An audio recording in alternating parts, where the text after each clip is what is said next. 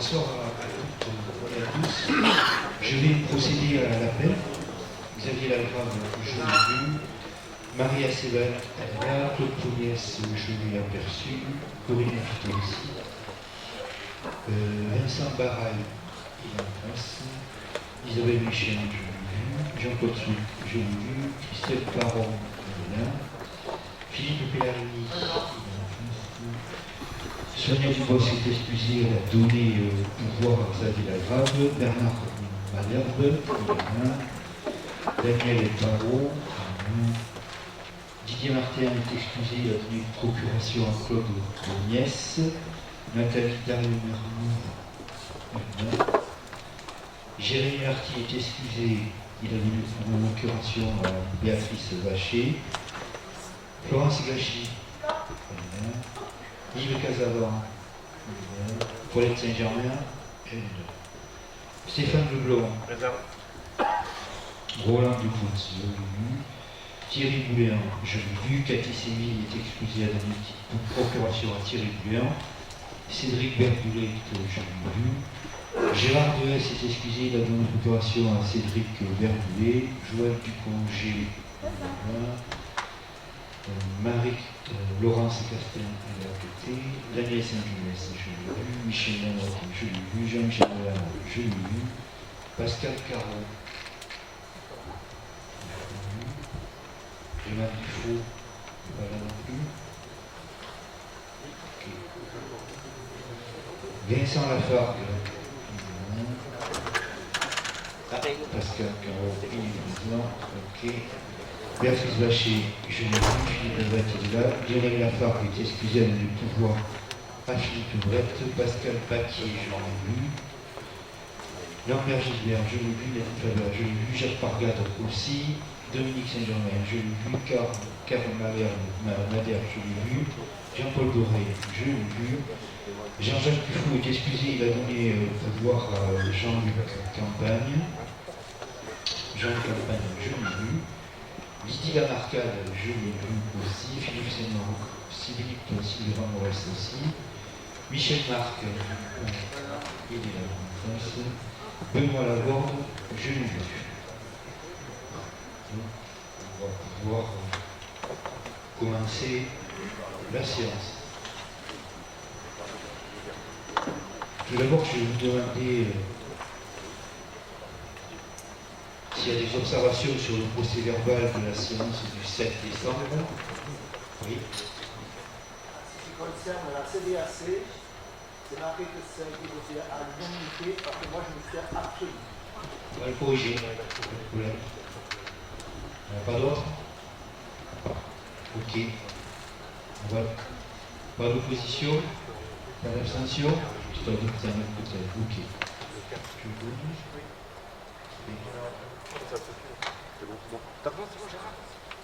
Merci. Le deuxième point à l'ordre du jour, c'est une information. Pardon? Ah, pardon. Excusez-moi, Pascal, j'avais oublié. Roland, excusez-moi. Tiens, je te donne le micro.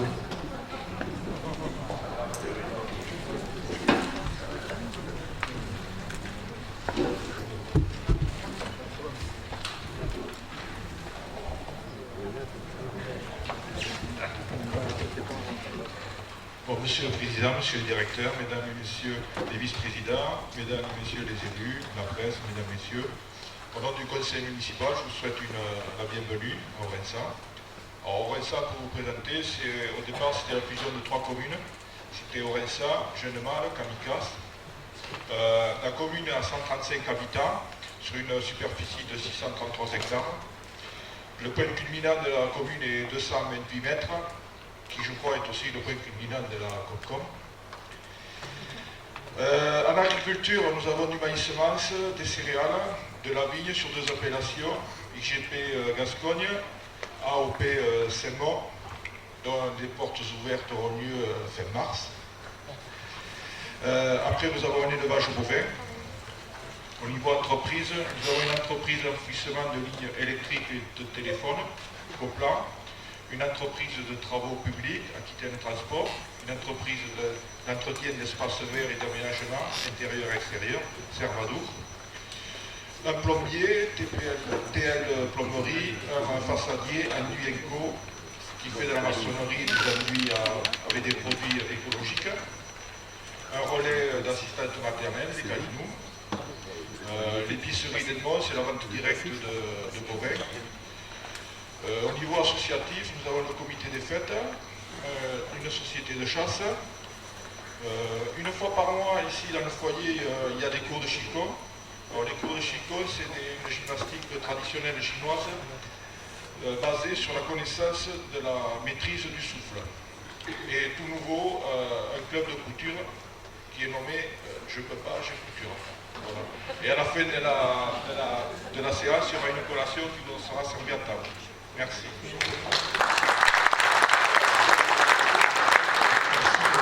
Et toutes mes excuses pour cette oubli en début de séance. Donc, au niveau de l'ordre du jour, il est prévu, je l'ai mis dans les communications, le financement de la piscine de Aire-sur-Adon. Xavier Lagrave m'avait interrogé au mois de septembre pour participer à hauteur de 50% au financement du déficit de la piscine. Et on a fait, je lui avais envoyé un courrier en lui posant quelques questions. On a fait une conférence des maires où il a présenté à chaque maire, enfin en conférence des maires, le projet de la piscine, enfin, du centre aquatique, pour être plus précis, de Aire-sur-Adour. Et il a retiré la demande d'aide de 50% au niveau du financement du déficit. Je lui ai toujours dit que je me prendrais à tâche auprès des services de la préfecture, chose que j'ai effectuée, et vous avez la réponse de la préfète, même si elle est partie. C'est toujours une réponse de l'État, dans laquelle il n'est pas possible pour une collectivité qui n'a pas la compétence de financer un déficit, pas plus qu'un investissement. Donc, pour moi, aujourd'hui, ce dossier municipal d'Aire-sur-Adour est quelque chose qui ne peut être financé tel que le projet est fait au niveau de la communauté de communes. J'ai toujours été aussi clair, et je l'ai dit en conférence des maires, que si demain je n'accepterai pas qu'on reproche à la communauté de communes si le projet de la piscine ne devait pas voir le jour, et que je mettrai au débat dans les prochaines semaines la prise de compétence éventuelle de la piscine si devait y en avoir. Ce n'était pas le souhait de M. le maire, sur Adour. Donc aujourd'hui, on en est là. Xavier m'a téléphoné jeudi pour me faire part qu'il souhaitait intervenir ce soir sur ce sujet. Moi, je n'y vois aucun inconvénient. J'ai simplement demandé à Xavier de me faire assez court quand même, parce que c'est un dossier municipal, c'est pas un dossier communautaire. Dans l'instance qui est la nôtre, nous débattons de l'intérêt communautaire et des sujets portés à l'ordre du jour. Celui-ci est une information. Je te donne quand même la parole, Xavier, en te demandant d'être le plus court possible. Je n'ai pas de micro, soit tu te lèves, tu viens derrière moi, mais il n'y a qu'un seul micro.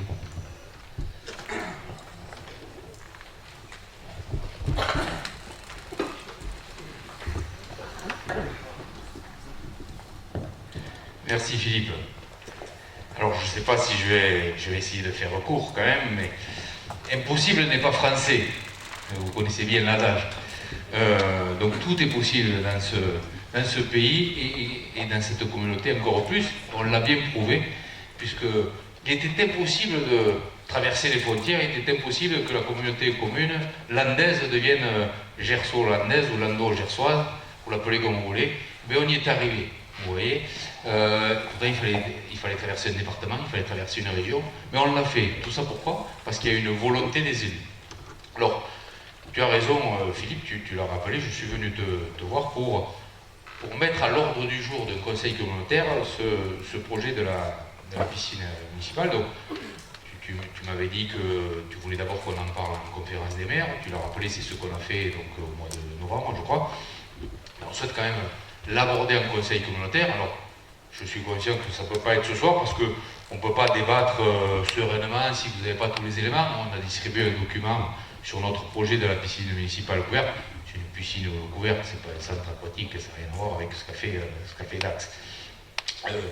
Donc ce document qui avait été distribué à l'ensemble des maires, bien évidemment qu'on souhaite le distribuer à l'ensemble des conseillers communautaires pour qu'on puisse décider de la faisabilité, de la volonté de nous tous, élus communautaires, de participer à cet investissement. Alors, un bémol, non pas de participer à cet investissement, puisque nous avons décidé en conseil municipal que la structure qui avoisine les 10 millions d'euros en matière d'investissement serait pris à 100% par la collectivité, donc la ville d'Aire-sur-Dôme. C'est un projet municipal, je te rejoins Philippe, c'est effectivement un projet municipal, donc on est élu, on assume nos choix, et il faut les assumer, et il faut le dire. Quand on est élu, il faut dire ce qu'on fait, et pourquoi on le fait, et ce qu'on ne fait pas, et pourquoi on ne le fait pas. Et là, en l'occurrence, donc on assume notre volonté de construire cet établissement, et donc d'en financer la totalité de la somme, donc des 10 millions d'euros. En matière de fonctionnement, on se dit aussi, la piscine n'est pas de compétence communautaire, certes, mais l'intérêt communautaire, il est large, il est vaste. On travaille tous pour notre territoire, que ce soit dans le sport, dans la culture, dans l'économie, dans l'environnement, on travaille tous pour l'intérêt communautaire. Et nous savons que cette structure va dans l'intérêt du territoire, pas l'intérêt communautaire intrinsèque, comme c'est écrit dans le règlement intérieur, que la compétence X est là et la compétence Y elle est là-bas. Non, mais dans l'intérêt du territoire. Alors, effectivement, on a dit financer pour pas tout à fait la moitié, 40%, quelque chose de près, du déficit, j'allais dire éventuel, non, pas éventuel, parce qu'il y a un déficit, il ne faut pas se voiler la face, les piscines, mais comme tous les services publics, sont déficitaires. Donc, l'étude qui a été peaufinée montrait un déficit de 430 000 euros, c'est pour ça qu'en discutant avec Philippe, on était parti sur un déficit pour la communauté commune de 200 000 euros. Voilà ce projet que l'on voudrait vous présenter. On pense que un grand nombre d'entre vous peuvent ou adhèrent à ce projet parce que ça fait partie de notre territoire, ça participera à l'attractivité de notre territoire à plusieurs titres. Parce qu'on parle de piscine municipale, il y a l'apprentissage. Pourquoi on se tourne vers la communauté commune? Parce qu'il y a l'apprentissage de la natation. Et l'apprentissage de la natation, ce sont nos enfants, ce sont nos écoles. Et l'école est de compétences communautaires. Donc c'est pour ça aussi qu'on se tourne vers la communauté commune. Mais il n'y a pas que les scolaires et les enfants. Il y a aussi, on l'a vu, on a fait 2 ou 3 visites ces derniers temps dans différents bassins. Il y a aussi tous les jeunes, bien évidemment, mais il y a aussi tous les seniors. On tourne vers les élus qui étaient, on était un matin, c'était que des seniors qui étaient dans la piscine, on était à Bergerac la dernière fois.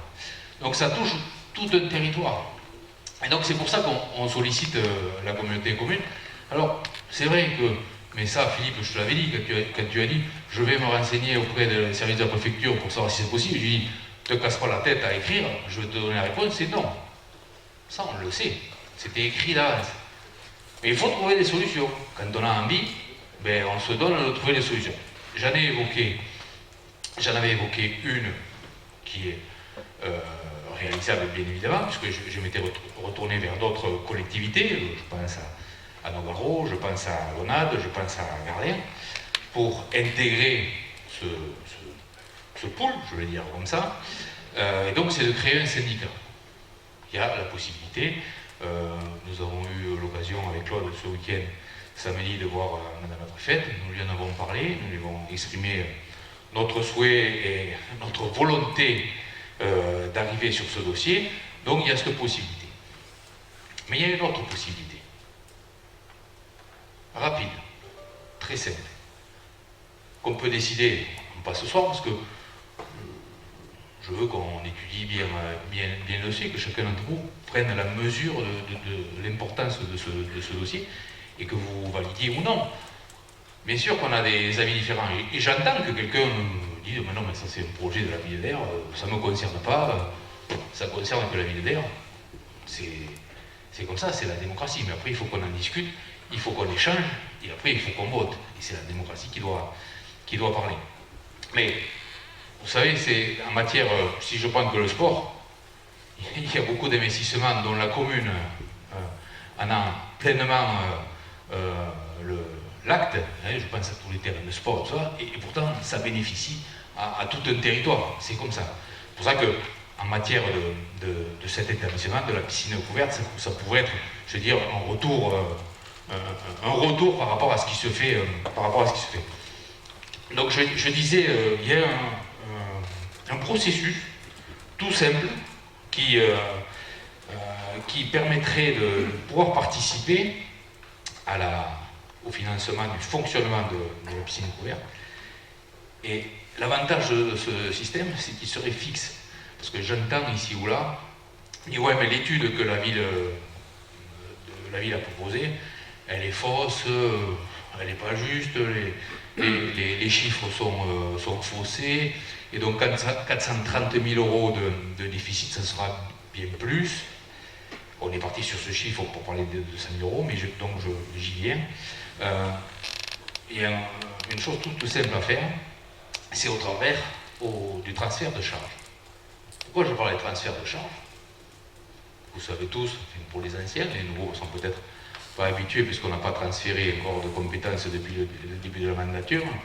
Mais à chaque fois qu'on transfère une compétence, on transfère la compétence, mais on chiffre les recettes s'il y en a et les dépenses, et on le retient sur la commune qui en avait la compétence, et c'est devient communautaire. Grâce à ce transfert de charges, on pourrait aujourd'hui, alors je regarde mes chiffres exacts, je ne veux pas dire de bêtises, en 2012, novembre 2012, la CLEC avait décidé, lors du transfert des cuisines centrales de la ville à la Comcom, on avait transféré les emprunts aussi. Chose qu'on a fait, par exemple, on a fait aussi pour les écoles. La différence que les écoles, c'est que la communauté commune a pris les emprunts sans retenir la somme à chaque commune, alors que pour les cuisines centrales, la communauté commune a retenu le montant de l'emprunt, qui était de 191 796 euros. Et à l'époque, j'étais intervenu au conseil communautaire et au conseil municipal, devant le président et le maire qui est là ce soir, il s'en rappelle très certainement. J'ai dit, mais ça ne marche pas cette histoire parce que on transfère les emprunts, mais les emprunts, ils ont une durée de vie. Ça s'arrête. Mais la compétence, le transfert de charge, il perdure.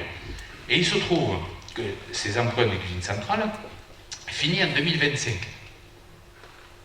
Or, le temps des travaux, ça serait le début du fonctionnement de la piscine municipale ouverte à Air-sur-Adour. Donc, par ce biais-là, ou un syndicat, c'est pour vous dire qu'il y a plusieurs solutions. Il y a toujours une solution, tous ces lots-là.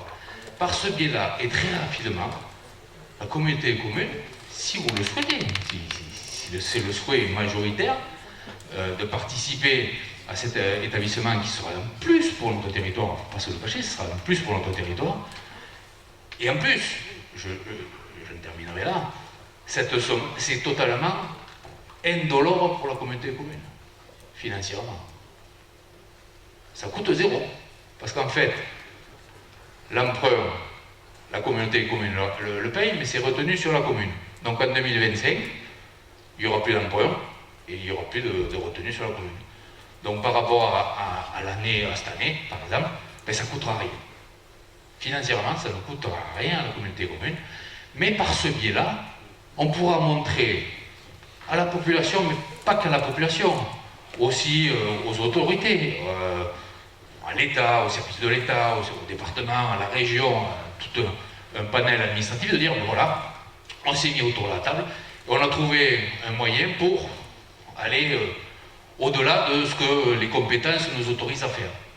Et par ce biais-là, de ce de cette attribution de compensation, juste une décision du Conseil communautaire, c'est indolore, je conçois bien clair, indolore, ça ne coûte rien à la communauté commune, ça permet de réaliser cette infrastructure et de dire à toute une population, à tout un territoire, dire, vous voyez, les élus communautaires, au-delà de leur divergence qu'il y en a, ils se sont mis autour de la table, ils ont trouvé une solution pour faire en sorte que cet établissement voit le jour, qui apportera à notre territoire. Voilà, je voulais juste vous dire ça, j'ai essayé d'être bref, mais j'espère que Philippe, tu le mettras à l'ordre du jour, parce que je voudrais donner tous les documents, que vous puissiez en prendre conscience, et puis bien étudier les différentes propositions, la proposition d'un syndicat, s'il y a d'autres structures, je pense à la communauté commune de Nogaro, ou celle de Grenade, qui veulent intégrer, mais par le biais de ce transfert de charges, ça peut se faire, je vais dire demain. Il faut voter, ça ne se fait pas comme ça, mais ça peut se faire très rapidement. Donc voilà, mesdames, messieurs, quelques mots, j'espère avoir été bref, mais je réitère officiellement ma demande, Philippe, c'est que ça soit inscrit à l'ordre du jour. On donnera bien évidemment tous les documents pour qu'on puisse en débattre sereinement, et après l'ensemble du Conseil prendra une décision que, bien évidemment, on acceptera, quelle que soit l'issue du scrutin, moi, je veux dire. Voilà. Merci Xavier. Je voudrais quand même apporter deux précisions par rapport à ce que tu viens de dire, Xavier. En ce qui concerne l'histoire du syndicat, je ne partage pas ton analyse, parce qu'un syndicat, il se crée quand on délègue une compétence à un syndicat pour le gérer. Alors, tu as cité deux intercommunalités, notamment Nogaro, qui effectivement a la compétence piscine, puisqu'ils devaient la faire, donc eux peuvent adhérer à un syndicat avec la ville d'Aire, mais la communauté des communes d'Aire-sur-Adour ne peut pas y adhérer en tant que telle. Ça, c'est la première chose. La deuxième chose, et je le mettrai dans les prochaines semaines ou prochains mois à l'ordre du jour, si mon bureau le valide, il y a quand même une chose que tu occultes de dire, c'est que quand tu parles de territoire qu'on va construire, etc., tout ça, moi je l'entends et j'y suis ouvert, puisque je proposais même de prendre la compétence. Par contre, un projet, il se co-construit. Ce n'est pas un projet qui arrive, qui est déjà ficelé, et on impose et on fait croire à qui veut l'entendre que c'est très facile d'adhérer. Effectivement, quand tu dis le transfert de charge, on pourrait le revoir, et on peut le revoir dans une condition, que la ville d'Aire se retrouve en difficulté, puisque c'est déjà des sujets que j'ai abordés avec la préfecture il y a déjà 3 mois. D'accord? Donc celui-là, je le connais aussi. Par contre, aujourd'hui, je crois comprendre que c'est quand même pas tout à fait le cas, par rapport aux difficultés de la ville d'Aire. Donc moi, je pense que dans les informations complémentaires, et la communauté de communes aura des choix à faire dans les prochaines semaines, parce que je mettrai aussi à l'ordre du jour, et très certainement dans les débats d'orientation budgétaire, vous êtes, pour ceux qui sont, je pense tous, confrontés à la même problématique, c'est le manque de médecins sur notre territoire.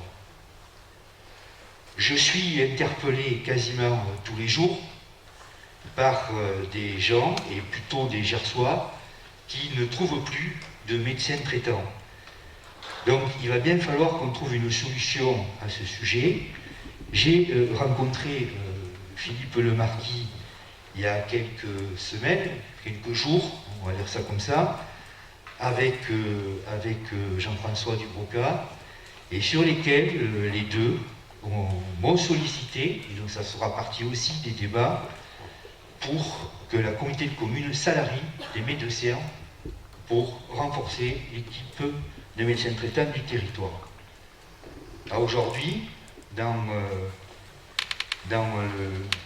la vision qui est la leur, donc il faudra quand même qu'on affine certaines choses avant de prendre nous-mêmes la décision, ça serait de recruter 4 médecins. Et 4 médecins, je vous laisse faire le calcul, même s'ils vont s'auto-financer à terme pendant 2 ans, il y aura quand même un déficit au niveau de la structure. Donc je crois qu'aujourd'hui, avant de dire on balaye 180 000 € de transfert de charge Je ne vois pas pourquoi on le accorderait à la ville d'Aire et pas aux autres communes. Donc ça va être aussi... Il n'y a plus de charge. Il n'y a plus de charge. Non. Non, on est d'accord. Oui, 2025. Déjà, cette année, 2022, c'est positif de 26 000 € pour la communauté de communes. Oui. Mais ça aussi, ça fait partie de la gestion, Xavier. Bon. Peu importe, un transfert de charge, quand il est fait, il est figé. Donc il faut qu'il y ait une clé et qu'on revienne en arrière. Et il y a d'autres communes qui pourraient aussi avoir des velléités dans ce sens. Donc, moi, j'alerte là-dessus, parce qu'à aujourd'hui, il est assez facile de vouloir déshabiller Pierre pour habiller Paul, mais pour habiller Paul, il faut que le projet de Paul soit partagé par Pierre. Et aujourd'hui, ce n'est pas le cas, parce qu'il a été construit tout seul. Bon, voilà.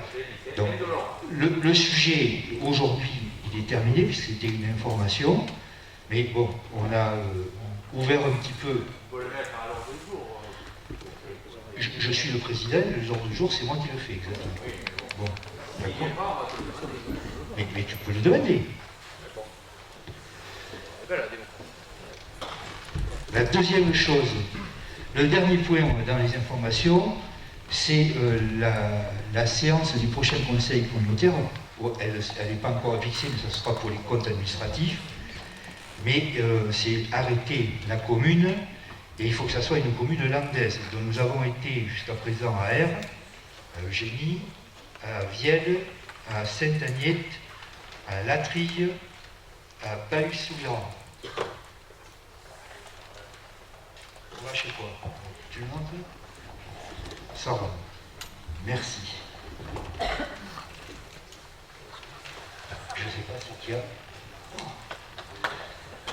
Donc ce qu'on va vous présenter, c'est faire un choix pour le logo pour la charte graphique par rapport à l'évolution du site internet de la communauté de communes. D'ailleurs, avant de présenter le logo, je souhaiterais faire appel à candidature pour 4, 5 ou 6 élus communautaires qui souhaitent participer à l'élaboration de ce site internet. Y a-t-il des candidats? Il y a Pascal Caro, Philippe Sylvain Morès. Est-ce qu'il y en a d'autres? Il n'y en a pas d'autres? Si, Vincent Lafave. S'il y en a d'autres qui se décident, vous pouvez prendre contact directement avec Laura. Elle vous notera et elle vous invitera aux différents échanges qu'il y aura par rapport à ce nouveau site internet. Tu le présentes le logo, Laura?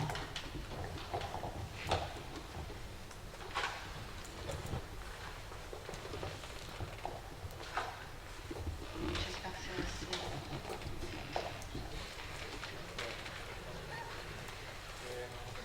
Bonsoir à tous. Donc effectivement, pour travailler sur la nouvelle charte graphique de la communauté de communes, nous avons sélectionné une agence paloise qui s'appelle l'agence Euphorie. Donc je vais vous présenter un petit peu son travail parce que la graphiste qui a travaillé sur ce projet-là n'a pas pu intervenir ce soir. Donc je vais me baser sur sa présentation de PowerPoint pour vous présenter un petit peu la démarche qu'elle a faite pour arriver à différentes propositions et notamment aux 2 logos sur lesquels on va vous demander de donner votre avis ce soir.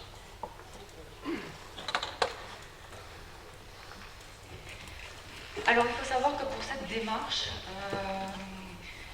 on a fait un premier rendez-vous avec l'agence Euphorie, ce qu'on appelle le travail de brief, sur lequel on leur a expliqué, on leur a présenté la communauté de communes, l'histoire de la communauté de communes, nos missions, nos compétences, et à la suite de quoi ils nous ont présenté, ils ont retenu les principales missions qui sont donc l'action sociale et la solidarité intercommunale, une communauté de communes aussi qui travaille sur le développement économique et qui également aussi propose de nombreux services publics envers la population de notre territoire.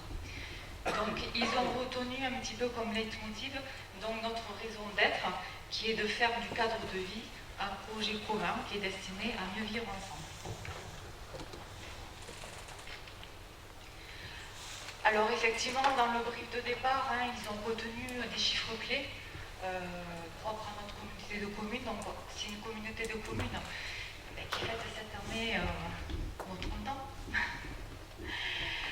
Créée donc en 92, donc vous le savez déjà, à cheval sur 2 régions, également 2 départements, et qui composait donc de 22 communes.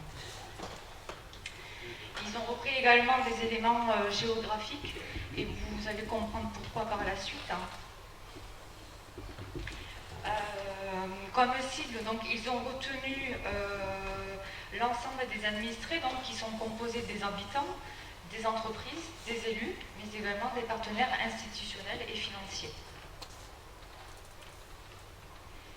Alors dans les services publics, donc, ils ont repris donc, notre école de musique, tout le CIS qui comporte plusieurs pôles, notre réseau de lecture publique donc, constitué des médiathèques et également les cuisines centrales.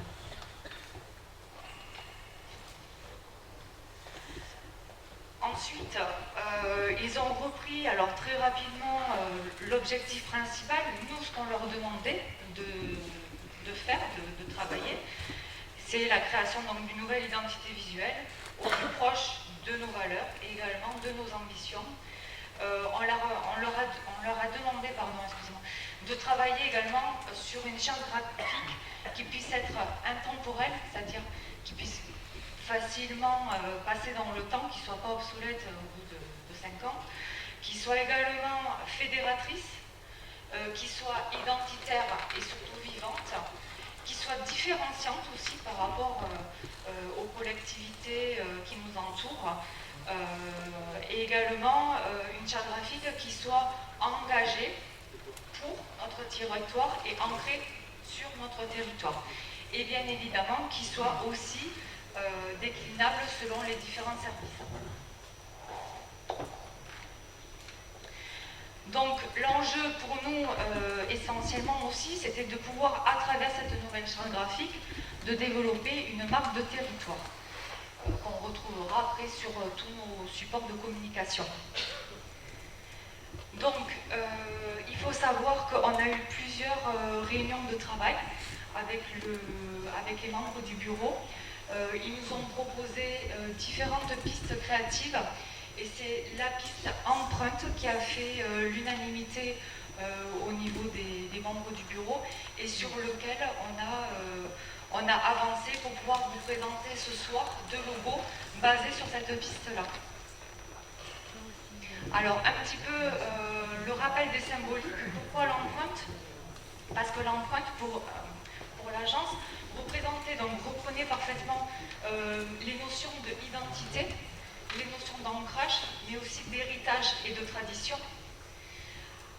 Ils ont également repris la carte géographique de notre territoire, parce que pour eux, ça représentait l'Adour, notre territoire. C'était la représentation de notre communauté de communes. Pour eux aussi, ça représentait un dénominateur commun. Et évidemment, il y avait cette notion d'éléments fédérateurs pour notre nouvelle charte graphique.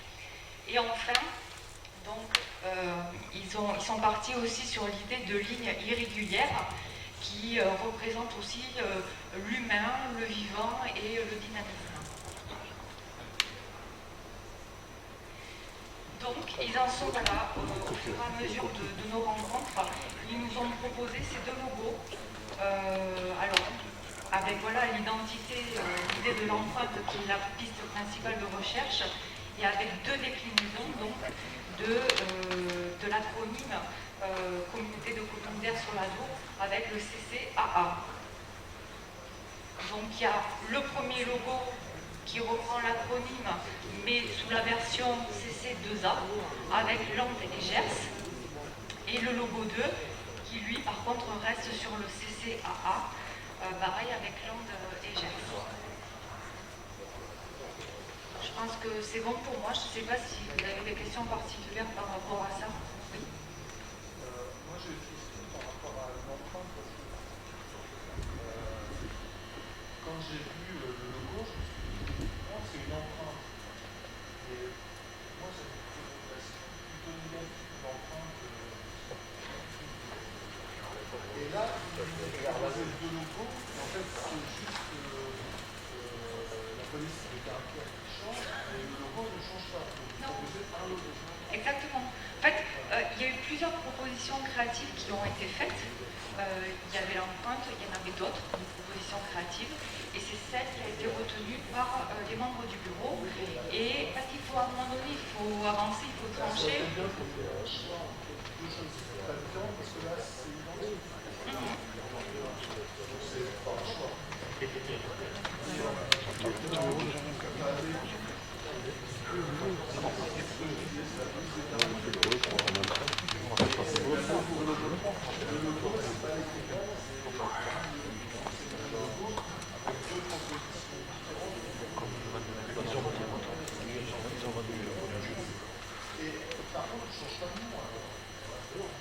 Non, non.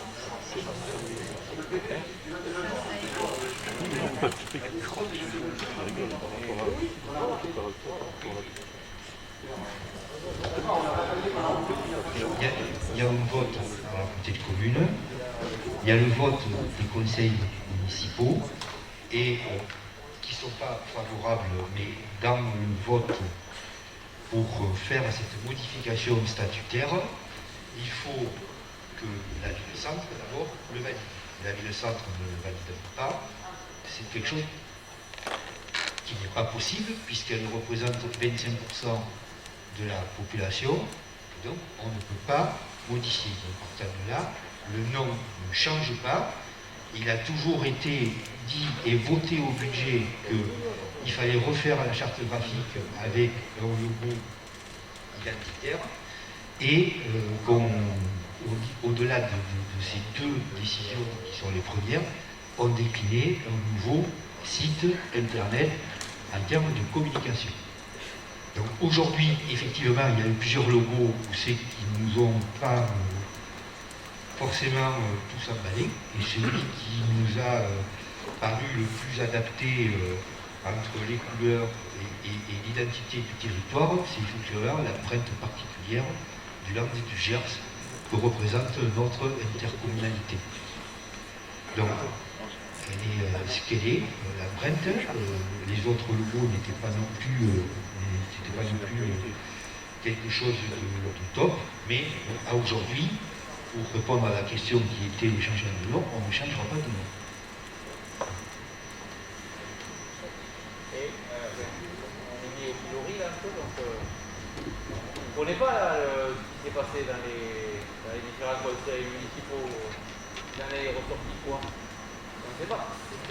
Moi je sais rien, mais après. Si, je ne l'ai pas en tête, mais je ne veux pas dire de bêtises. Je ne veux pas dire de bêtises, donc je le communiquerai lors du prochain conseil. On rejoint Thierry, effectivement.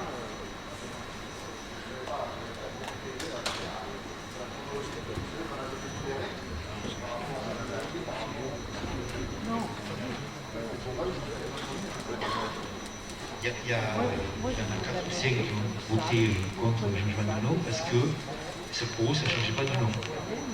Tout simplement.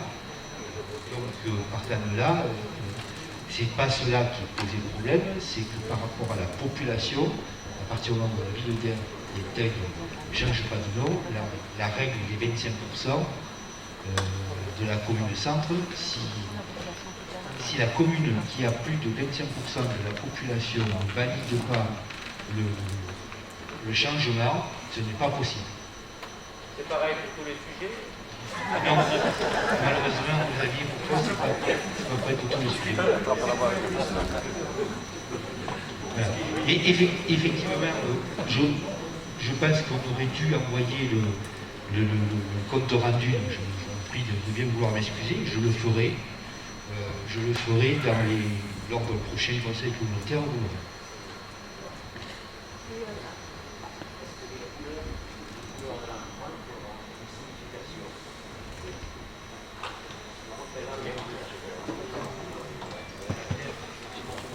Oui, alors effectivement, les couleurs ont une signification. J'ai pas repris la planche qui était présentée et je m'en excuse sincèrement. Donc en fait, quand ils ont fait le choix des couleurs, ils avaient pris la couleur verte pour représenter les forêts landaises, la couleur jaune pour représenter les champs de tournesol du Gers, le blé, voilà. Et après le bleu, c'était pour symboliser la l'ado. Oui, je voulais juste demander pourquoi vous aviez pris une agence paloise et pas une agence de la communauté de communes. On a fait plusieurs devis, la méchant. Non, mais juste pour savoir. Et par rapport à la démarche projet, par rapport à tout un ensemble de critères, c'est l'agence paloise que nous avons retenue.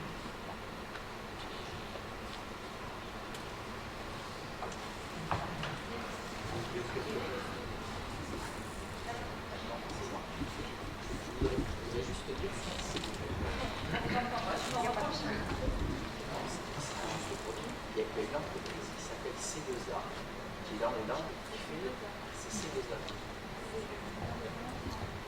C2A, c'est une entreprise qui fait de C2A, c'est l'entreprise de main-d'œuvre.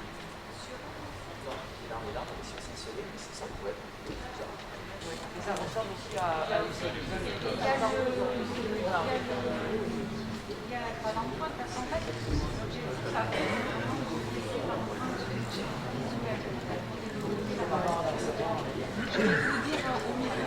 Y a-t-il d'autres questions?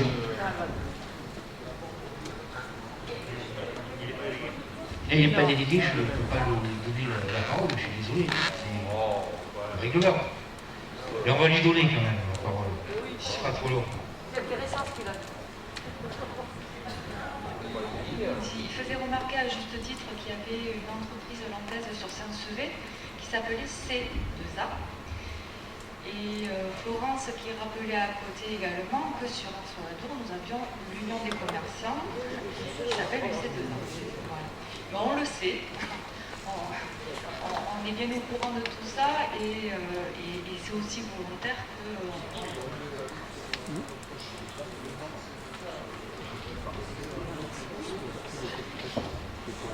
Mais là, si vous voulez, la démarche qui a été faite, c'est que les pistes créatives, pour faire avancer le projet, on n'a pas à chaque fois présenté en conseil communautaire l'avancement du projet, parce que sinon, ça aurait été long au final. Voilà, c'est Euro qui a choisi les pistes créatives. Mais c'est ce qu'ils ont fait. Ça a été fait en bureau. Ça a été fait en bureau. Il y a un choix, parce que c'est juste sous la... C'est aussi qui m'a fait la réflexion, qui m'a dit qu'en fait, CCA, on avait une commune, un comité de commune voisine, qui a fait voilà. Si en fait, si on comparait la fusion, si on prenait un nom commun pour comparer la fusion. Après, le choix de l'empreinte a été fait, parce que pour nous, c'était au niveau du bureau, l'empreinte, c'est quelque chose de positif, et je ne suis pas comme Stéphane, mais je ne sais pas, de mettre à l'empreinte digitale, l'empreinte, c'est, voilà, on imprime quelque chose de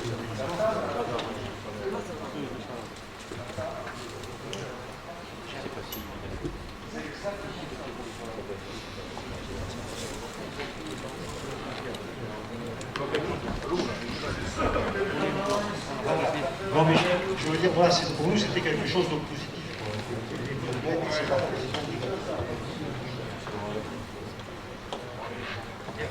Néanmoins, aujourd'hui, il faut choisir entre les deux propositions que vous avez derrière vous. Donc, on va pas, je vais le mettre aux voix. Je vais appeler, si c'est deux A, la proposition 1, et si c'est la A, la proposition 2. Toute petite question. On est bien d'accord que le premier, le mot gère, c'est écrit en saumon, et dans le deuxième, le mot gère, c'est écrit en jaune. Non, c'est les mêmes. Sur l'ordinateur, on peut. C'est du jaune. Le Gers, c'est jaune.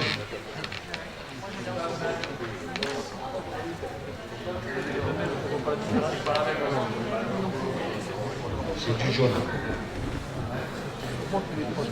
Qui est favorable à la proposition 1, c'est-à-dire CC 2A?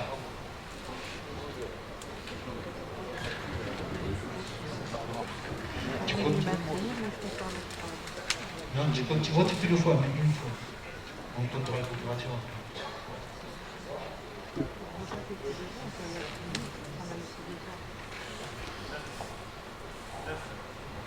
Qui est pour la deuxième proposition?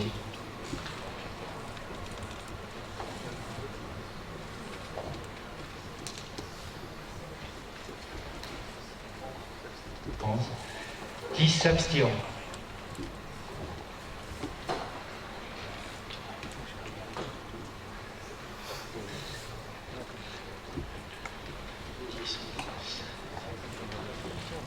Alors il faut reprendre les procurations de ceux qui ont voté pour.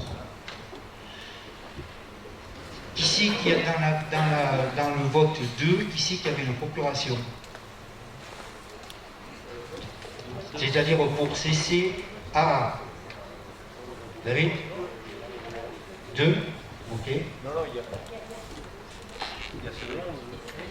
Pour lequel?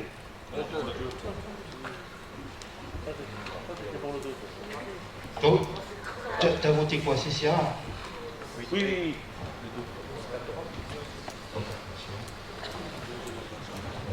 Après, on sait que c'est R qui s'est abstenu avec Philippe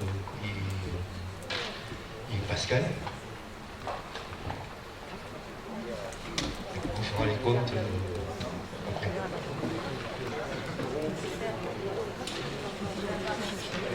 Oui,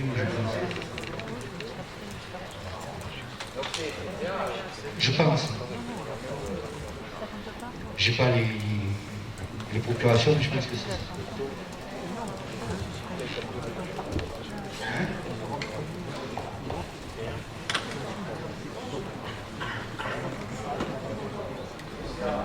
Ok. On avance. Point 2. Donc c'est CCA qui sera le logo. Point numéro 2, ça concerne une compensation de recettes, de perte de recettes. Je pense que j'avais déjà informé le Conseil communautaire en 2020. Lors de la crise Covid, il y avait eu une perte importante de recettes concernant les taxes de séjour. Et l'autre perte de recettes, ça concernait l'exonération des loyers qui avait été faite aux entreprises qui sont au niveau des écoteries d'entreprise, ainsi que des commerçants, les deux commerçants que nous avons dans le centre-ville de Vers-sur-Adour.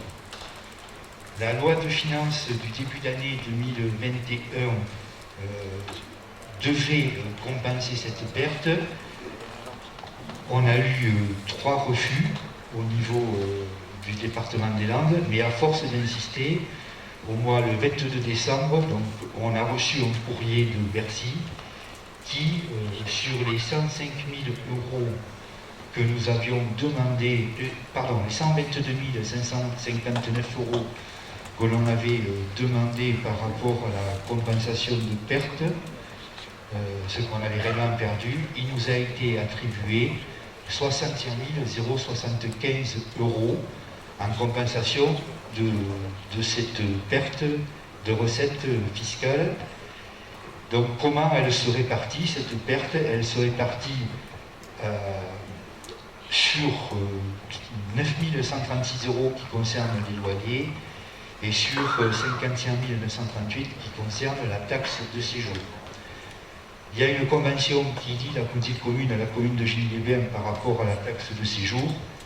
La plus forte perte de la taxe de séjour, effectivement, concernait le thermalisme, puisque de 185 000, on a prélevé 85 000 de taxes de séjour. Donc sur ces 55 000, il faut reverser par rapport à la convention les 42 409 euros à la commune de Gilles-les-Bains. Moi, je vais vous demander de délibérer et de m'autoriser à reverser cette somme. Y a-t-il des oppositions ou des abstentions? Merci.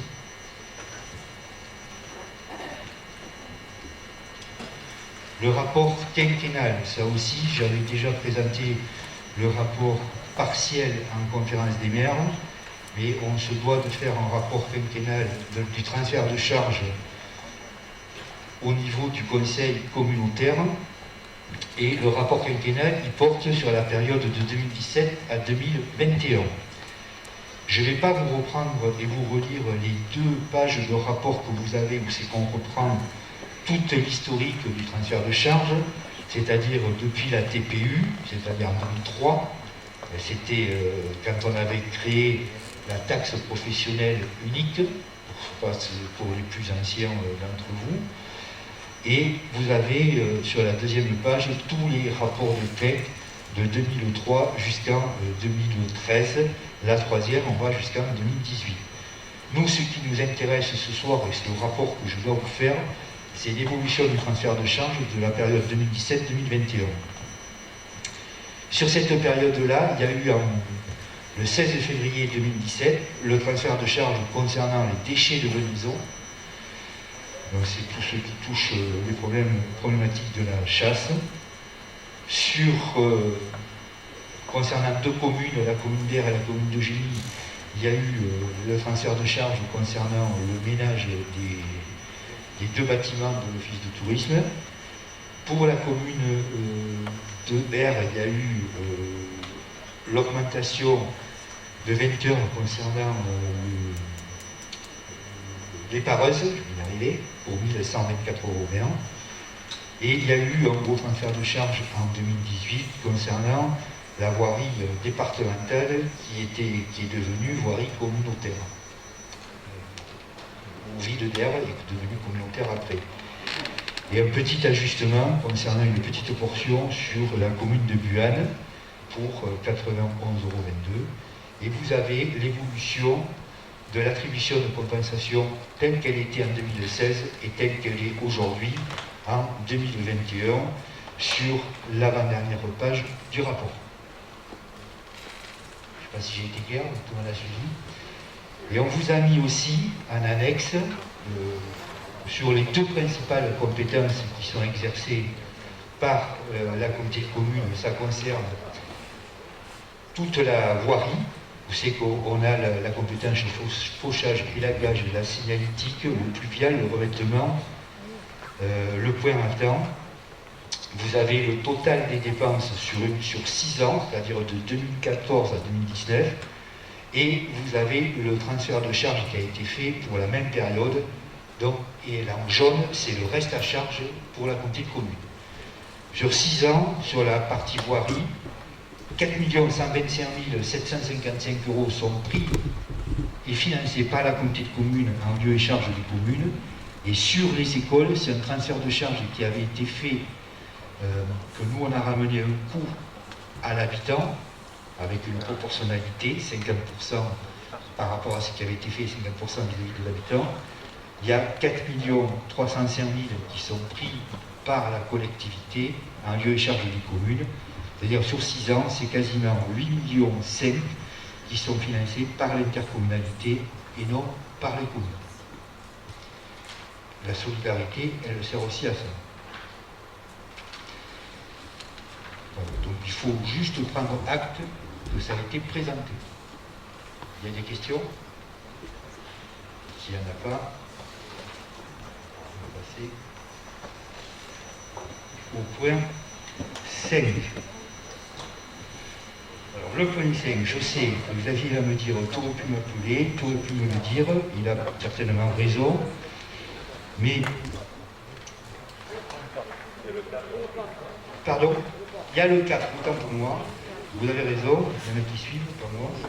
L'ouverture de crédit pour l'acquisition de collections à la médiathèque, comme on le fait tous les ans, on va voter le budget qu'au mois d'avril, et qu'on achète les collections médiathèques aujourd'hui, il y en aura très certainement d'autres lors du prochain conseil communautaire. Il faut m'autoriser à offrir les crédits à hauteur de 100 000 €. Il n'y a pas d'opposition, il n'y a pas d'abstention. Merci. Voilà, je parle de ce sujet urbanisme, fiscalité. Les communes toutes les communes ont délibéré, je passe dans leurs conseils municipaux, différents ou respectifs, pour appliquer ce qu'on appelle la taxe d'aménagement, qui se vote de 1 à 5% en fonction du choix que fait la commune. Jusqu'à présent, ce que disait la loi, c'est que c'est l'article 331.2 du Code de l'urbanisme qui disait que la collectivité, c'est-à-dire la commune qui prélevait la taxe de séjour, pouvait la partager avec la communauté de communes. Sur le département des Landes, seules 3 collectivités ont fait ce choix. Donc il y en a 15 qui ont fait un choix différent ou autre. Aujourd'hui, la loi de finances, et c'est l'article 109 de la loi de finances, dit pas peut-être, mais dit doit transférer, doit partager avec la collectivité. Ce qui vous est proposé, ça concerne uniquement la zone des Arats, à R sur Adour, puisque sur cette zone des Arats, c'est la communauté des communes qui a financé 100% des travaux, et que la ville d'Air n'a pas financé les travaux, si je ne me trompe pas, ou alors je ne l'ai pas vu, mais donc dans le cadre de cette modification de la loi de finances 2022, il vous est proposé que la ville d'Air reverse la taxe d'aménagement à la communauté des communes, et la ville d'Air devra délibérer dans le même sens. Après, elle fera ce qu'elle aura envie de faire. Voilà. Et donc je vais ouvrir le débat parce que je sais que tu voulais en parler. Je ne peux pas te jeter le micro, je suis désolé.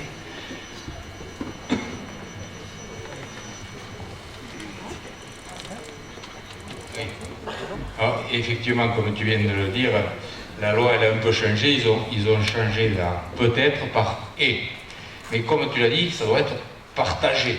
Là, la notion du partage, ça va de 0 à 100. Donc on fait comme on veut. Mais la vie est ainsi faite, elle est faite à double sens. Des fois on reçoit, des fois on donne, c'est comme ça. Et là, en matière donc par rapport à cette taxe d'aménagement, effectivement, pour en avoir discuté aussi avec mes élus, on trouve normal, du moins pas illogique, vous le prenez comme vous voulez, qu'effectivement, pour les zones d'activité, alors c'est pas les ZAC, parce que les ZAC sont exonérés, mais on va l'appeler comme ça tout le monde comprend bien de quoi on parle. Pour les zones d'activité dont la communauté commune en a la compétence et donc investit, engage des fonds pour créer ces zones, puisque la loi nous demande de prendre une délibération, de savoir si on donne, alors c'est 20% minimum, on laisse 20% minimum jusqu'à 100%. Bon, on trouve normal sur ce dossier-là qu'on laisse les 100% de la taxe d'aménagement qui concernera donc la zone des Arats. C'est ça. Donc voilà. Mais effectivement, il me dit que, comme tu l'as dit, les décisions doivent être concordantes. Donc c'est mieux de s'appeler, d'en discuter avant pour que ce soit concordant. Mais on ira dans ton sens.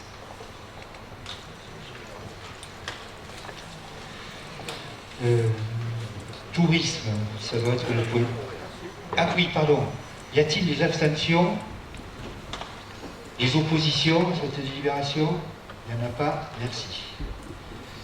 En ce qui concerne le tourisme, il nous faut m'autoriser à re-signer la délégation ou la convention d'objectifs 2022-2024 avec l'Office du tourisme. C'est quasiment la même qui est reprise année après, enfin tous les 2 ans ou 3 ans. On a simplement modifié quelques petits points. Je ne sais pas si tu l'avais, vous avez travaillé dessus, D'accord. C'est autre chose. Bon, ok. Et il n'y a pas d'opposition à ça? Vous l'avez tous lu, je suppose? Non, je ne vais pas vous la lire. Il n'y a pas d'abstention? Merci. Au niveau de l'action économique, il faut m'autoriser à verser des subventions dans lesquelles on s'inscrit des aides pour la société Tandem à Aire-sur-Adour, 1258 €, et l'entre-deux à Aire-sur-Adour pour 4804 €. Il n'y a pas d'opposition à ça. C'est les aides aux entreprises que l'on fait à hauteur de 50 000 € de travaux, plafonnés à 20%, à hauteur de 10 000 € maximum. Pardon? Si, je vais te demander de... On va noter que tu ne participes pas au vote. Ça ne te gêne pas. Ok? Pas de souci? Il n'y a pas d'opposition, pas d'abstention à ça? Merci. L'autre point, je vais vous demander de modifier ou d'ajouter un élément à l'intérêt communautaire. Ça concerne le site internet Mercatureur, qui a été financé par la ville d'Aire, et la communauté de communes prend en charge les livraisons de ceux qui passent par ces commandes. Et donc on a signé une convention, on va vous proposer de signer une convention avec l'Angle Ressourcerie pour faire ce transport. Mais par contre, pour que je puisse le financer, la solution la plus simple que nous avons trouvée avec aussi les services fiscaux, la trésorerie plus exactement, c'est de rajouter dans les compétences économiques, sur les compétences obligatoires de la communauté de communes, dans la définition de l'intérêt communautaire, le financement d'un service de livraison à domicile en lien avec des plateformes de e-commerce portées par les associations de commerçants et d'artisans locaux. Est-ce que tout le monde sait ce que c'est l'intérêt communautaire? Il y a les compétences obligatoires de la communauté de communes que l'on exerce, et il avait été défini, comme nous l'autorise la loi de 2015, différents champs qu'on avait considérés comme dans l'intérêt communautaire. En ce qui concerne la compétence aux actions de développement économique, vous les avez normalement, l'observatoire des dynamiques commerciales, l'élaboration des chartes de schémas de développement commercial et de toute étude y concurrent, la maîtrise d'ouvrage d'opérations collectives relevant notamment des procédures FISAC ou opérations de modernisation, l'expression d'avis communautaires avant la tenue de CDAC, c'est ce que l'on avait fait au précédent conseil, la tenue d'un débat en conseil communautaire avant toute décision d'implantation d'un nouveau centre commercial ou toute extension d'un centre commercial de plus de 300 m², relève de l'intérêt communautaire toute opération nouvelle à partir du 1er janvier 2020 concernant l'acquisition, la création, l'extension, l'aménagement, l'entretien et la gestion de locaux commerciaux et de leur emprise foncière en vue de leur location ou de leur rétrocession à des tiers. C'est ce que l'on fait quand on achète un commerce ou qu'on le renoue ou qu'on le revend. Pour l'instant, ce n'est pas poser la question, mais on peut... voilà.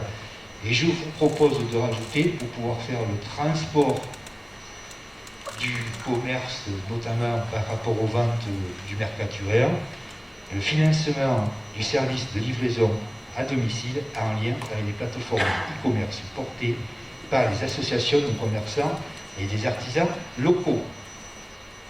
C'est clair pour tout le monde? C'est clair pour tout le monde? Alors, petite précision aussi pour tous les élus nouveaux, tout ce qui relève de l'intérêt communautaire est défini en conseil communautaire. Il n'y a pas de délibération en conseil municipal. D'accord? Y a-t-il des oppositions à ça? Des abstentions? Merci.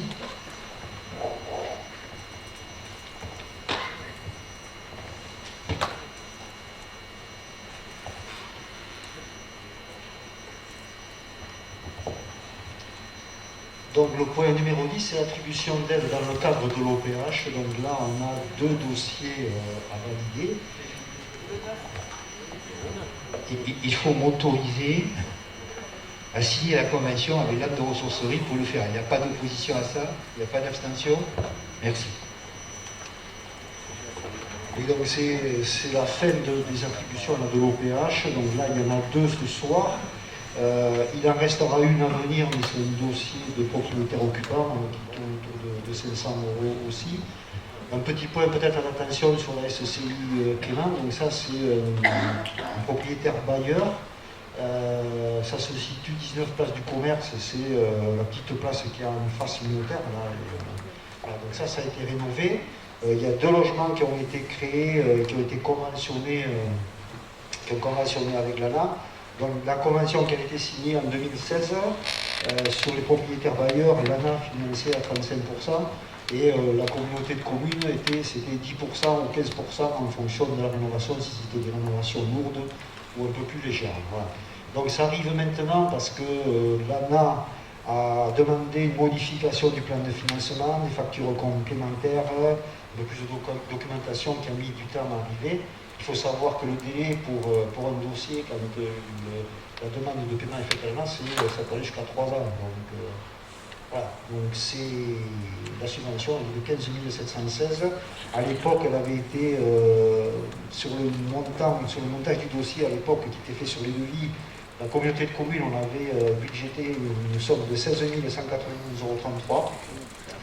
Le montant des travaux étant moindre, on doit verser une aide de 15 716,63 €. Voilà. Donc, est-ce que vous autorisez le président à attribuer ces aides? Pas d'abstention, pas de contre, pas de l'unanimité. Merci.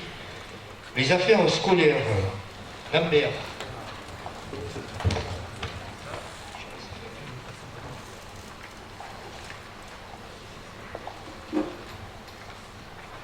Bon, vous avez reçu les résultats de l'enquête qu'on avait diligentée en novembre, décembre auprès des parents d'élèves de nos écoles. Les résultats, vous les avez sans doute devant vous. 77% de participation, 56% des parents se sont prononcés pour un retour à la semaine de 4 jours. 56% donc, des parents se sont prononcés pour un retour à la semaine de 4 jours d'école et 44% donc, pour le maintien à la semaine de 4 jours et demi.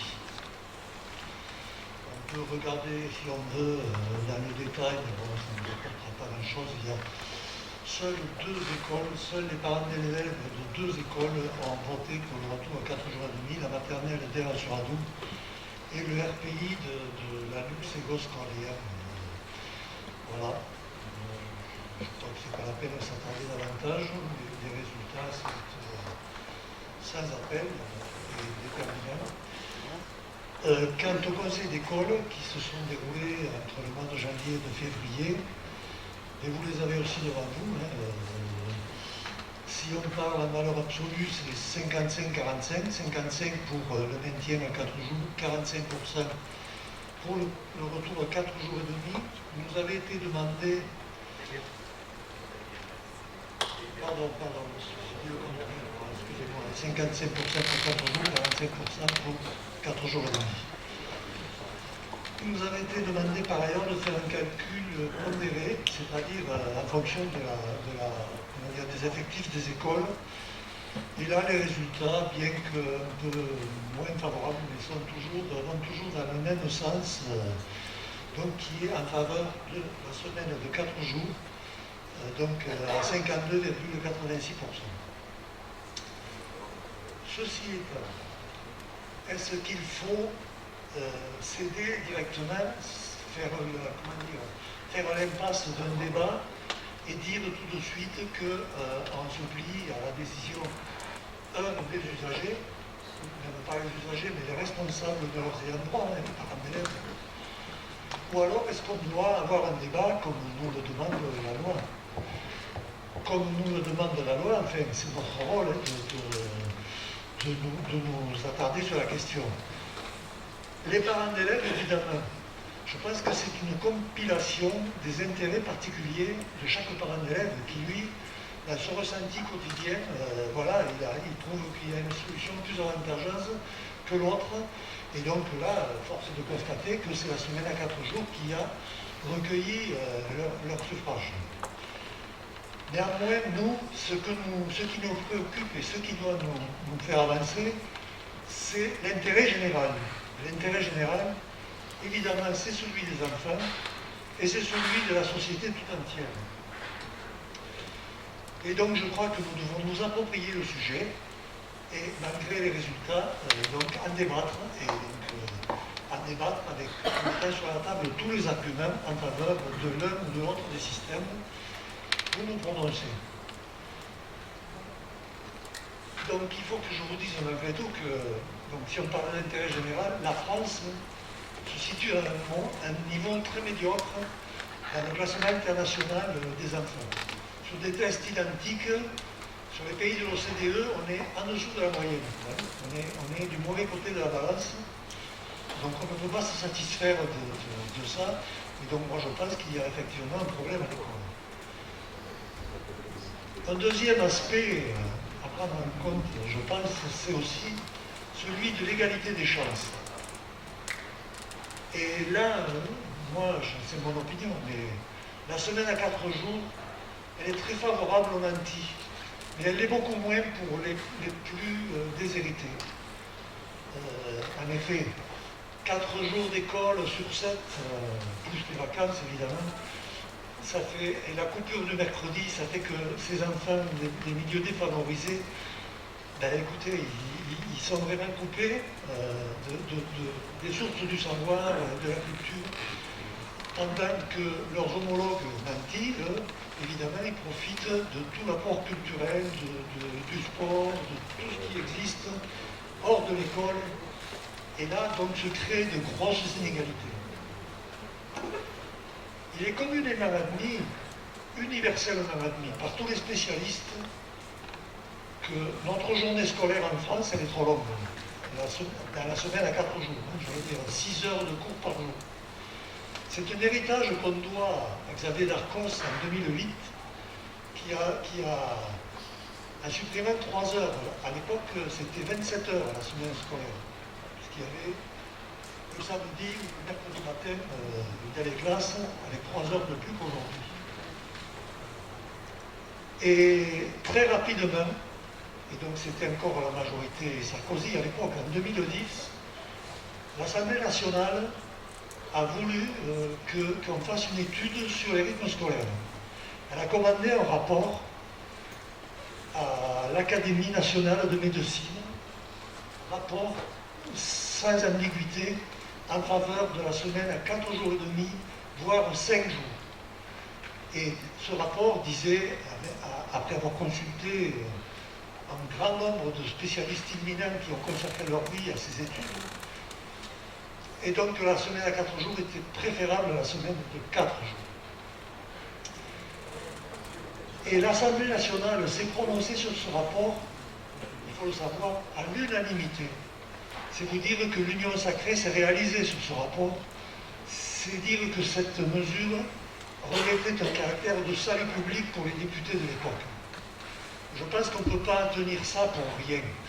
Surtout au moment où la majorité, vous savez qu'elle était du côté de Sarkozy, elle était président de la République à l'époque. Donc du coup, il y a eu alternance, Peillon est arrivé aux affaires, et du coup il a mis en œuvre la réforme qui était pressentie par ce fameux rapport parlementaire. Et du coup, nous avons hérité de ce système et nous le maintenons depuis 2013, depuis la rentrée de 2012-2013. Et donc, voilà, je suis convaincu que ce système, il est plus favorable à l'affranchissement des plus modestes du déterminisme social qui les envoie inexorablement vers l'échec scolaire, vers l'échec social ensuite. De scolarité, ça passe assez vite. Mais la vie après, elle est longue, quoi. Quand on n'est pas à sa place, qu'on n'a pas ce sentiment d'appartenance à la société, et bien évidemment, la vie est beaucoup moins heureuse. Donc ceci sont des considérations nationales. Je voudrais maintenant arriver à l'échelon local. Le Gers, les Landes sont deux départements déjà défavorisés. Les indicateurs sociaux sont mauvais. Et notre communauté de communes est encore plus défavorablement classée. Les indicateurs sont très mauvais. Et donc nous avons une responsabilité vis-à-vis des familles en difficulté, en précarité, parmi lesquelles ce qu'on appelle les familles monoparentales. Un euphémisme pour dire que 80% des femmes seules élèvent des enfants, bien souvent éloignées de l'emploi, perdant l'estime de soi, arrivant dans une situation de précarité, une précarité qui se reproduit parce qu'il n'y a pas un modèle suffisant, culturel dans la famille. Et donc, nous avons une responsabilité à ce niveau-là. Une famille monoparentale, mais aussi une augmentation du nombre de familles nombreuses, à plus de 4, 5 enfants. Et en même temps, un troisième indicateur qui n'est pas bon, je me rappelle bien pourquoi il consiste, enfin il y en a un troisième. Alors, ce n'est pas pour les familles recomposées. Les familles recomposées, où l'on vit très nombreux sous le même toit et où l'égalité des chances, là, vraiment, elle ne s'exprime pas. Du coup, voilà, ces indicateurs, je n'ai pas un jugement porté sur ces familles, mais malheureusement, la précarité et la pauvreté s'installent dans ce type de famille. Et donc voilà pourquoi, enfin, je pense, je pourrais développer plus longtemps, mais nous sommes obligés par rapport à ces familles en difficulté de nous prononcer. Et je regrette de le dire à l'encontre des avis donnés à la fois par les parents d'élèves et par les enseignants. Je voudrais faire un petit commentaire sur le parti pris par les enseignants. Je crois que les enseignants sont en souffrance en ce moment. Ils sont en souffrance en ce moment. Par manque de considération, d'abord financière, parce qu'ils sont mal payés. Ils ne sont pas payés à la hauteur du travail qu'ils fournissent, de la responsabilité qui est là. Ils sont aussi, comment dire, exténués par les mauvaises relations avec les familles, quelquefois. Le directeur de l'école primaire, de l'école élémentaire d'Èves-sur-Adour, nous faisait part au dernier conseil d'école d'incidents qui ont eu lieu entre parents et enseignants, dont un qui s'est passé au domicile de l'enseignant. C'est inadmissible. On ne peut pas tolérer des choses pareilles. Et je pense que les enseignants, ça a pesé dans leur vote, dans leur choix. Parce qu'ils sont exténués et ils ont un métier tellement difficile qu'évidemment, si on leur propose de venir au travail un jour de moins, eh bien, ça peut les allécher. Mais en fait, voilà, je ne pense pas que leur décision soit entre eux-mêmes. Et que s'ils se souciaient, enfin, ils le font, mais je pense que s'ils regardaient comme nous devons le faire, l'intérêt social de l'école, je crois qu'ils se seraient rangés aussi à la semaine de 4 jours de vie. Et enfin, j'en terminerai par là. Notre communauté de communes a engagé depuis des années une action vraiment volontaire. D'abord en faveur de l'école, avec des investissements massifs pour offrir des équipements de qualité aux enfants et aux enseignants. La communauté de communes s'est engagée aussi sur le plan social, dans la parentalité, sur la petite enfance, dans les outils d'accompagnement, les classes, les CLAE, les TAP. Et donc ce sont des efforts qui finiront par payer un jour ou l'autre. Et ces efforts, les parents d'élèves n'en ont pas conscience. Parce que s'ils l'avaient, ils avaient conscience, ils seraient votés pour 4 jours et demi. Parce que c'est l'intérêt de leurs enfants. Et donc je crois qu'il faut poursuivre dans la politique qui a été mise en œuvre et la développer même, elle est perfectible certainement, mais je pense que c'est dans ce sens-là qu'il faut aller. Et donc, écoutez, voilà, je mets la question au débat. S'il y a des avis contraires, qui se fassent connaître et qu'ils argumentent en faveur de 4 jours.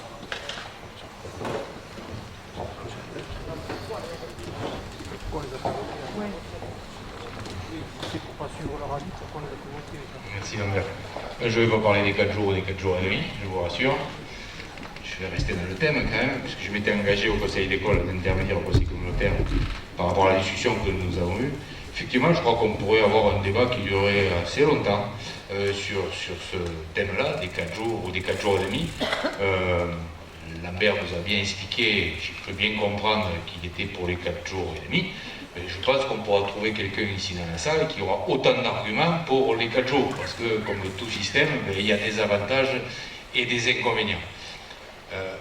Là, ce qu'on nous demande, c'est quand même particulier, parce que on est élus depuis un certain temps, certains d'entre vous, vous êtes des nouveaux élus, mais depuis quelques années, il y a une certaine suspicion, méfiance autour des élus.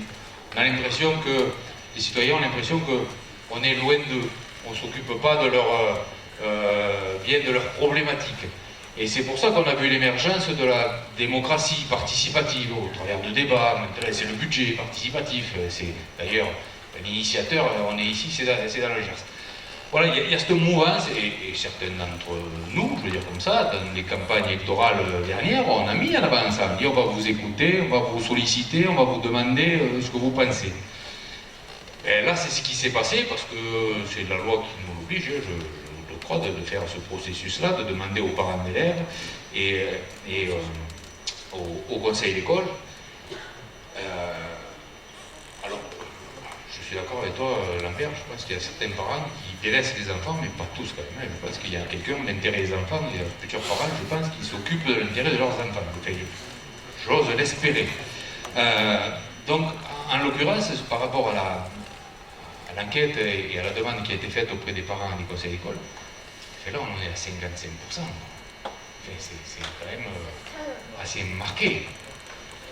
Donc nous, au-delà de ce qu'on peut penser du pour ou contre, je vous dis, je ne rentre pas dans ce débat-là. Je pense que ne pas aller dans le sens de ce que la population, là, en l'occurrence, ça fait une proche de la population, les parents d'élèves et les instituts nous ont dit, ben on s'éloigne encore un peu plus d'eux, quoi.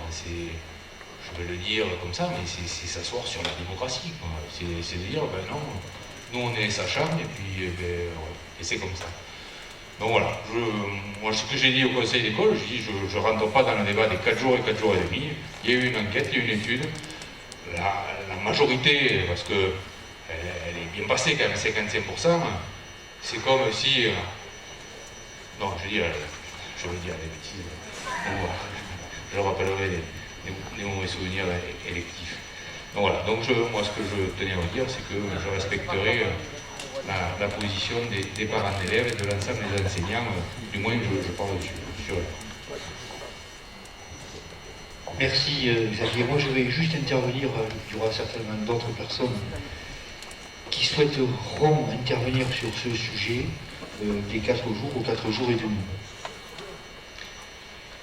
Moi j'ai dit en conseil d'école à Eugénie-les-Bains que je me ferais l'avocat des enfants, parce qu'on a écouté les enseignants, on a écouté les parents, mais on n'a pas écouté trop les enfants.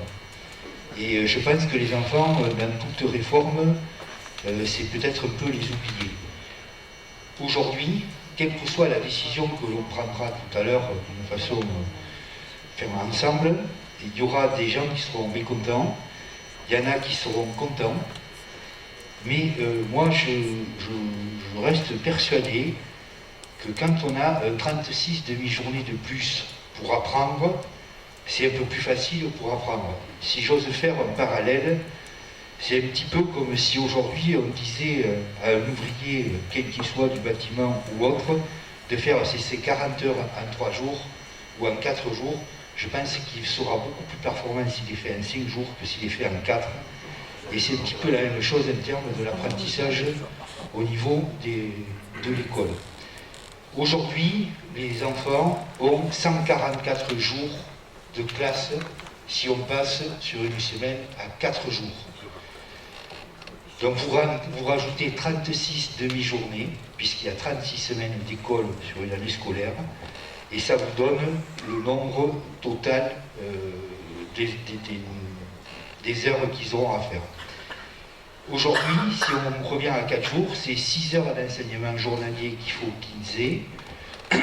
Donc, c'est un peu plus dur pour l'apprentissage, et certains ont un peu plus de temps, il leur faut pour s'adapter. Je sais qu'autour de la table, il y en a plusieurs qui ont des enfants scolarisés en primaire. Moi, j'en fais partie de cela. Et aujourd'hui, je fais partie de ceux qui pensent que les 4 jours et demi sont mieux pour les enfants. Je voudrais dire aussi que par rapport au rapport qui vous a été présenté, contrairement à ce qu'on a fait il y a la fois précédente. La fois précédente, on avait aussi intégré les 2 RPI qui adhèrent, sur lesquels on gère aussi les écoles, que ce soit Biel, à Reneur et à Duhor. Je pense que si on intégrait les votes de ces 2 RPI, l'équilibre il serait parfaitement au niveau du maintien à 4 jours et demi. Voilà. Je ne vais pas monopoliser la parole parce que je pense qu'il y en a d'autres qui souhaitent s'exprimer sur ce sujet. Je ne sais pas qui, Dominique, après. Puisque tu parles du RPI, donc chez nous on a fait une consultation avec la même question que la communauté commune. Je n'ai pas les chiffres, mais très large majorité, 70% des parents voulaient rester à 4 jours et demi et 3 enseignants sur 5 voulaient rester à 4 jours et demi. Donc grosse volonté de rester à 4 jours et demi. Moi en tant qu'élu, je n'étais pas très motivé parce que j'avoue que les TAP que l'on fournit, nous à Reneur notamment, ne sont pas de qualité. Je reproche à l'éducation nationale quelque part de nous avoir fait porter une responsabilité en disant voilà, il faut s'occuper des enfants, on va augmenter le temps, mais vous allez vous occuper des TAP. Et nous, à Reneur, on n'a pas les moyens d'apporter ces TAP comme il faut. Et donc c'est un temps qui est un peu perdu. Mais donc voilà, à titre personnel, au début, moi je me disais 4 jours et demi, ça ne change pas grand chose, je n'ai pas un avis terminé dessus. Mais voilà, donc nous au syndicat, on devrait rester à 4 jours et demi. Se pose une question, c'est que si aujourd'hui il est voté 4 jours à la communauté communautaire, sachant que la communauté commune de Grenade est déjà à 4 jours, on va se trouver tout seul noyé au milieu d'une communauté d'écoles qui sont à 4 jours. Donc on va déterminer ça mercredi soir, on attend le vote de ce soir pour se déterminer. Mais donc nous, effectivement, contrairement à tout peut être dit, quand on dit que les parents ils préfèrent 4 jours, mais en fait chez nous ils préfèrent 4 jours et demi. Et les enseignants ne sont pas tous des feignants, puisque chez nous ils veulent 4 jours et demi aussi, quoi. Donc il y a un peu de tout. Il y a un peu de tout, et je pense que quand on a consulté les parents, c'est toujours le problème de la démocratie. Je crois que c'est Churchill qui disait que la démocratie c'est le moins mauvais des systèmes. Mais on demande aux gens, mais si on ne fait pas comme eux, on se fait engueuler. Et si on demande pas l'avis, on se fait engueuler aussi. Mais quelque part, les parents d'élèves, j'ai toujours dit, moi ça fait, bon, j'ai les cheveux blancs, je leur dis aux parents d'élèves, vous êtes de passage. On a été parents d'élèves avant vous êtes parents d'élèves, et certains ils arrivent, ils ont la science infuse parce qu'ils sont parents d'élèves. Ils sont parents d'élèves pendant quelques années. Nous, quand on parle de l'intérêt des enfants, quand j'entends Lambert parler, voilà, j'ai entendu parler toujours en bureau, et il m'a convaincu. Je me dis, Lambert, il ne prêche pas pour sa paroisse, il prêche pour la société, et là, ça me fait réfléchir. Les parents d'élèves, ils ont un parti pris, certains parce que ça coûte moins cher de rester à 4 jours et demi, d'autres parce que c'est mieux à 4 jours, mais ils ont leur intérêt qu'il y a dedans. Nous, élus, on est élus pour ça, pour prendre des décisions, et on doit avoir un intérêt général. On consulte, on demande des avis, effectivement, ça serait beaucoup plus facile si la décision de la majorité des gens était dans notre sens. Mais je crois qu'on doit s'élever, et nous, on ne gère pas nos enfants, mais on gère la société. Je crois que là-dessus, les propos de Lambert, ils sont quand même assez importants.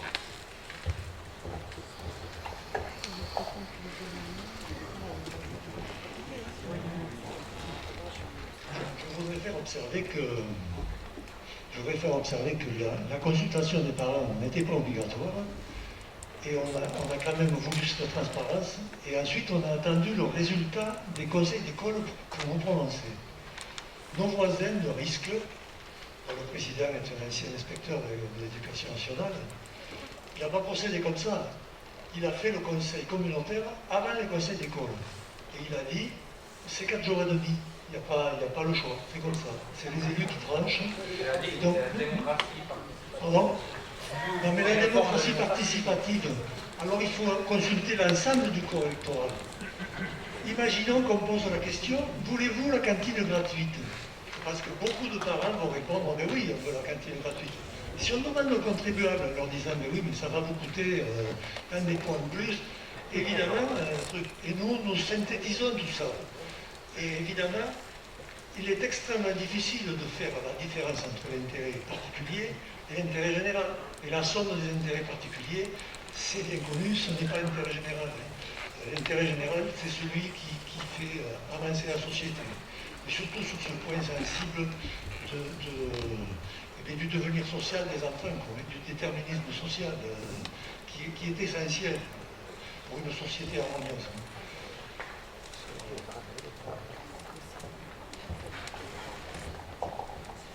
Bon, alors moi aussi je veux parler de notre RPI, puisque il se trouve que nous on est un syndicat donc avec 2 autres communes qui ne sont pas de notre communauté de communes. Alors nous aussi on a mené notre démarche, puisque nous avons fait notre enquête auprès des parents d'élèves.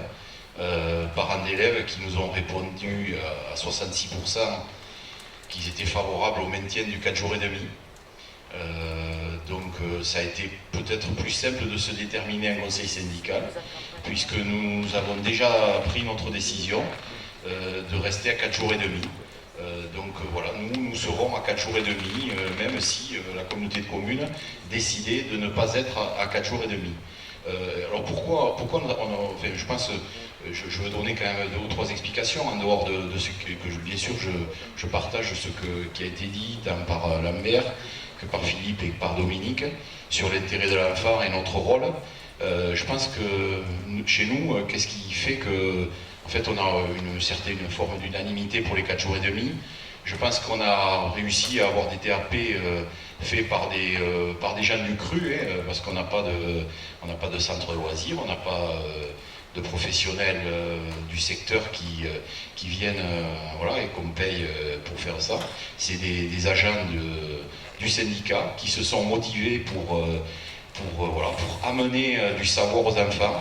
Et du coup, on a des TAP qui sont de qualité, avec des enfants qui s'éclatent, on ne peut pas le dire autrement, qui sont heureux de participer à nos TAP, ça leur permet d'acquérir plein de choses qu'on ne peut pas acquérir forcément à l'école.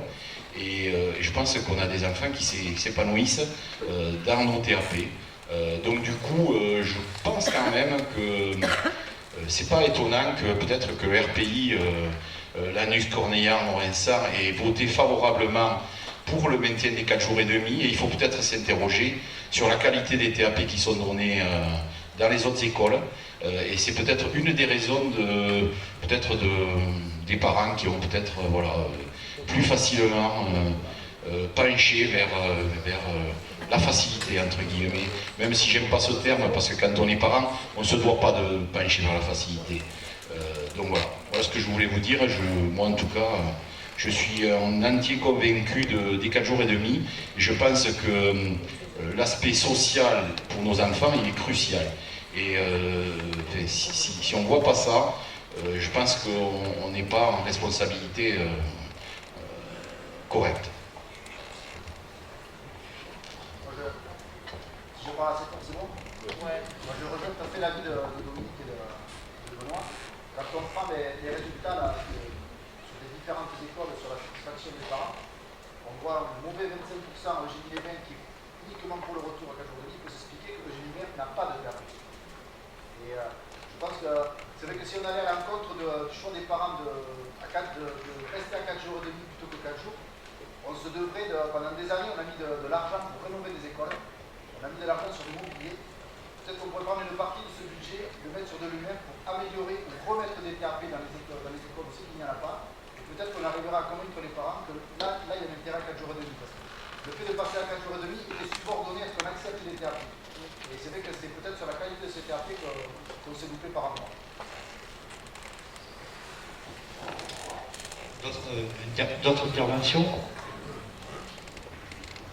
Oui. Par rapport à ce qui a été dit, et donc je rejoins ce qui est dit aussi, parce qu'aujourd'hui, je pense qu'à Ségos, on a la chance d'avoir, comme nous, c'était sans appel pour 62%.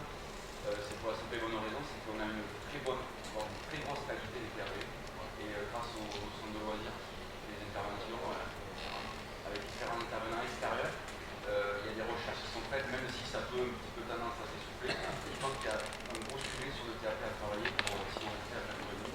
Et voilà, nous, je sais que nous, ce qu'on nous conseille, c'est 4h30, une unité sur la qualité et même par rapport à ce qu'on remonte. Merci Philippe. Qui c'est qui souhaite intervenir? Oui. Si ça repasse à 4 jours et demi, qu'est-ce qui se passe au niveau des TAP et du personnel?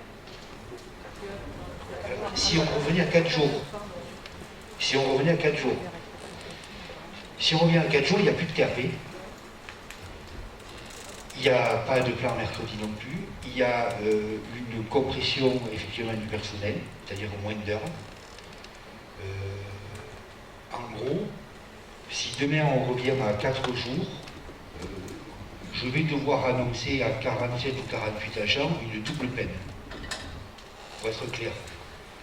La double peine, pourquoi je dis la double peine? Parce qu'il y en aura une qui va s'appliquer d'office avec l'application des 1607 heures, puisque c'est un temps annuel de travail, et je ne sais pas d'ailleurs comment on va pouvoir leur faire, donc, parce qu'on va dépasser le nombre de jours, d'heures hebdomadaires qu'ils pourraient faire, et on va être obligé de réduire, pour les heures complémentaires qu'ils font, on va leur supprimer.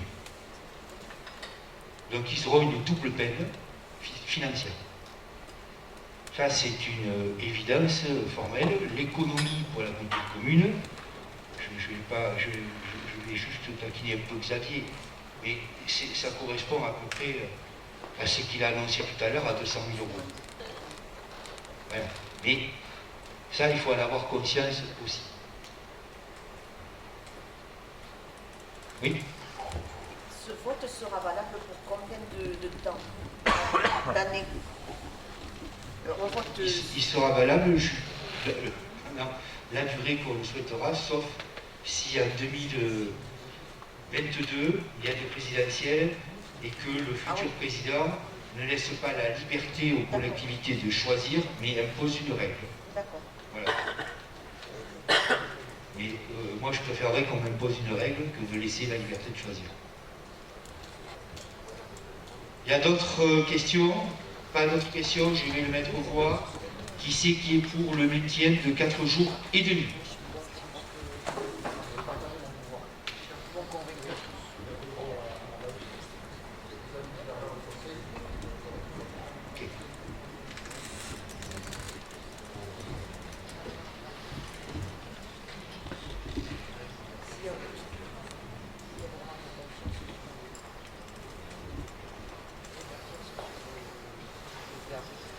Alors, il y a 26 plus les pouvoirs, sauf celui de Thierry. Toi, tu en as un, moi j'en ai un.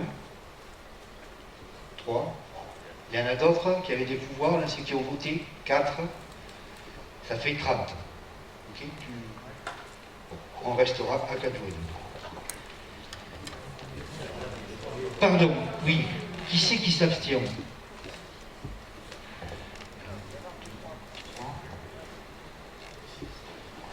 4, 5.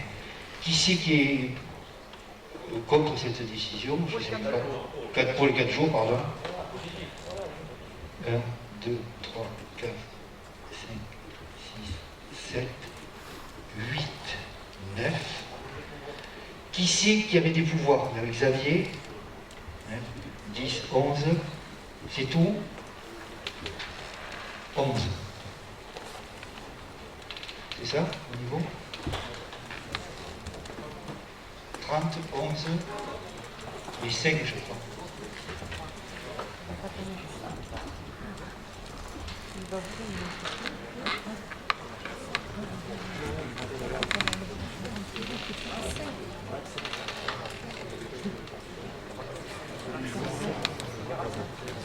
Oui, non, c'est ça.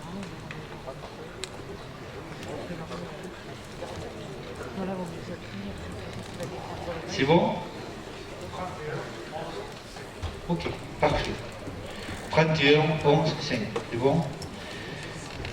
Pour les ressources humaines, le point 12, je vais vous demander de m'autoriser à créer 2 postes pour la promotion interne, pour 2 agents de maîtrise, un aux cuisines, un au service technique, et de fermer les 2 postes qu'ils occupaient jusqu'à présent. Il n'y a pas d'opposition, pas d'abstention. Merci. Alors, là aussi, on nous demande de faire un débat pour la protection complémentaire.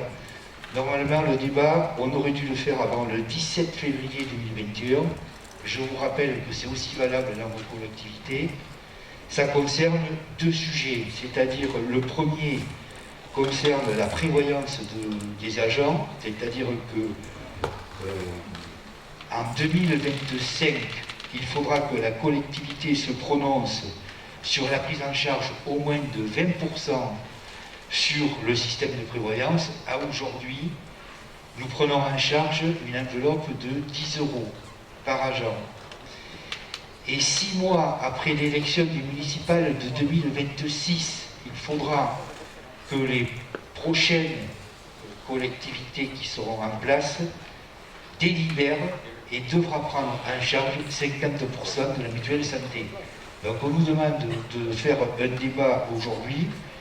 Moi je vais simplement vous demander de dire qu'on a tenu compte du débat et qu'on laisse les prochaines collectivités, à part on reviendra pour les 20%, on a encore le temps, à débattre en 2026. On prend acte que ça a été fait comme ça, il n'y a pas de problème, merci. Le dernier point à l'ordre du jour, c'est le point 14, c'est de m'autoriser à signer une convention à titre gratuit avec le conseil départemental pour la protection des agents par rapport aux actes de violence, de discrimination, de harcèlement et d'agissement sexiste. Enfin, je ne vais pas vous... Voilà, ça reste dans l'anonymat, il n'y a pas d'opposition à ça, il n'y a pas d'abstention. Je vous remercie. Moi, j'en ai terminé avec l'ordre du jour. Est-ce qu'il y en a des questions diverses? Oui. J'aimerais savoir, à la zone des Aracs, maintenant que c'est terminé, est-ce qu'on peut savoir quelles entreprises s'y installent?